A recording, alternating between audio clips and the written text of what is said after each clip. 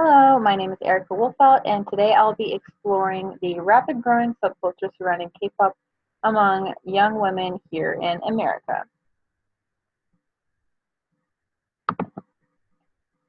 First off, before I get started, I wanted to explain K-pop in case anyone watching is a little unfamiliar. K-pop is a musical genre consisting of electronic, hip-hop, pop, rock, and R&B music originating in South Korea. Actually, how diverse the genre is part of the appeal. In addition to music, K-pop has grown into a popular subculture among teenagers and young adults throughout Asia, resulting in widespread interest in the fashion and style of Korean idol groups and singers. Okay, so you might be thinking at this point, but what about here in America? Well, turns out it's pretty popular here too. Did you know that by the end of 2019, nearly 30 different K-pop groups will have had American tours or world tours with US tour stops? Some of the groups include BTS, Blackpink, NCT 127, ATEEZ, Twice, Stray Kids, many more. That doesn't even include three other K-pop related events, including Feel the K-pop, Korea Music Festival, and KCON. Also, pretty exciting, Blackpink was also invited to perform at Coachella this last year. And many of you may know Coachella is one of America's most popular music festivals. Some may be wondering at this point, what is the appeal? Why are so many American women and girls all of a sudden fascinated by music they can't even understand? Looking at this group from an interactionist point of view, I think it comes down to a few things.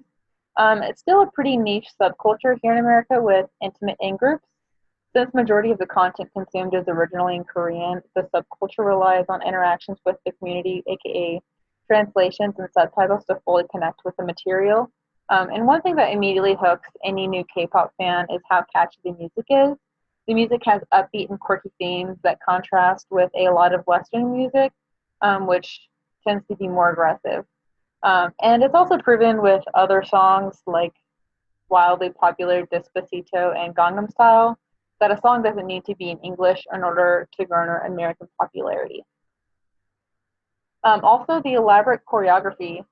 Nothing in Western music compares to the elaborate choreographies that happen in K-pop groups. Groups not only sing and dance, they perform routines. Their routines are fairly complicated. Their training takes a lot of hard work, dance, and skill, and on top of that, they're well known for doing it all live. And to my knowledge, lip syncing is very rare, unlike with many American pop artists. Idol personalities are quite part of the draw too. Many popular K-pop groups connect and interact with their fan bases by being active on social media, publishing vlogs on various social media platforms such as YouTube or VLive, which I will mention a little later on, or by posting on Twitter or Instagram. This gives fans instant access and a peek into their personal lives, and it gives them a sense of who these idols really are. Many popular K-pop groups and solo artists have English album and song titles, and if you're not familiar with K-pop at all, this might come to you as a surprise. Furthermore, K-pop songs have English words or phrases throughout within the lyrics. Not only does this appeal to fans throughout Asia, since it's been simulated into their culture, since a lot of them learn English in elementary school, but it is also makes it more accessible to fans in the Western world. For English-speaking fans, the English lyrics makes it easier to connect and interact with in the music groups and with each other. And here after the side, I've added screenshots of a few K-pop playlists on Spotify where you can see many of the song titles and album titles are in English. Americans watch a lot of TV, but K-pop fans specifically tend to stream a lot of anime. Anime is also known as Japanese style animation, and just like K-pop has many different subgenres, the appeal of anime for many is related to the feeling of nostalgia we feel when we watch cartoons as kids. Other draws to anime are the complex storylines, bright colors, and relatable characters. Besides movies or TV, another major part of interacting and being in this in-group of the subculture is staying up to date with music video releases. by streaming their favorite groups' videos to support them, and that really is one of the best ways to support this music. And in this slide and the next few, I took screenshots of a YouTube video where a K-pop fan went around KCON interviewing fellow K-pop fans, asking them who their favorite groups were. I obviously looked at what everyone was wearing, and there seemed to be 3 common themes. And using the principles from Irving Goffman's The Presentation of Self, you can see that all these people are using their front stage and portraying themselves in a certain way.